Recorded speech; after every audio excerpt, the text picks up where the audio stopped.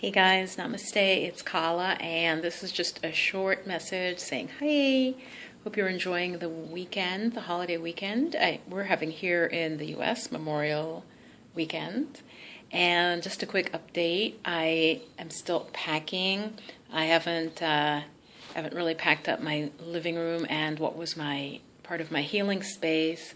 That's still out.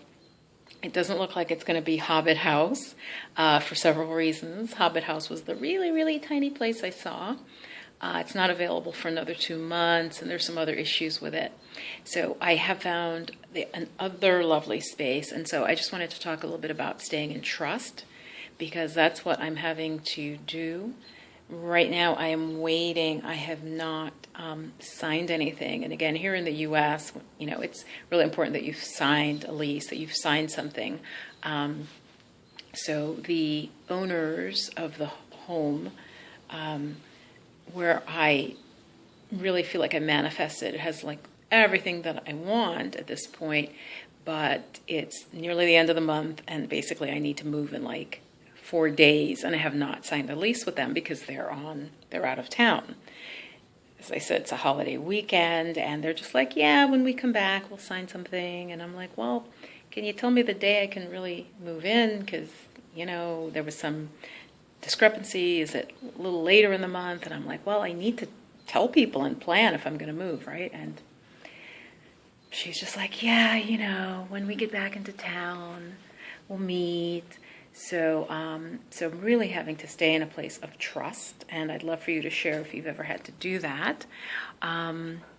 It is a difficult practice for me. I think it's a difficult practice for many of us because basically, there's a lot of fear that wants to come up, that like, is this going to happen, and so on. And as I said, it's so much what I've asked for. I did a vision board on it, and I did a written maybe I'll read that at some point. Maybe I'll read part of it. I did like a written series of affirmations, and, it really has everything except I think it doesn't have the bathtub, but it has everything I asked for in this long 2-page thing.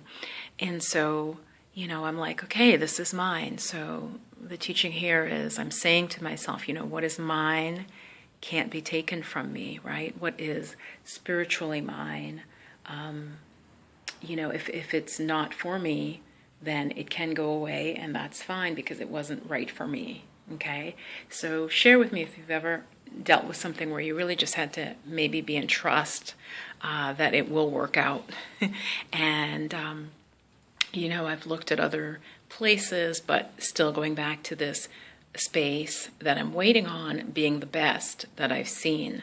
So I have taken action, but I'm basically acting as if, and that's one of the law of attraction teachings, and it's beyond even just law of attraction. It's, I believe that I'm moving, I believe that I have this beautiful space, manifesting it, so I'm taking the steps, I'm packing, I'm taking things down, gonna do all the little steps, the practical steps that indicate to spirit that, yes, I am ready to do this thing. And in this case, moving into a particular home, a particular space. So it is very important just for you, as a sharing for you, that, whatever it is you're wanting to manifest, you do have to start acting as if and taking the practical steps. And that can be very hard for folks who, I know a lot of people who, hang on, I'm trying to move my chair. I know a lot of people who, until they see something, until something is there in reality, they can't believe it. And that's not how you manifest, because manifesting is very much about, you basically have to see it. You have to see it in your mind, in your heart. You have to believe. And you literally start to coalesce, everything starts to come together. People, situations, things come together to create what you are holding as an artist. It's almost like being a life artist, right? It's not about making art in this case, but creating your life. And I realize that's very difficult for people. I've mentioned this before, but I had a dear friend who, especially when I was younger, it's like magical things would happen to me. And she's just like, yeah, things happen for you. And I'd say it's because you have to believe. And it's that belief that can be so hard when you're not seeing proof, when you don't literally, because that's not belief.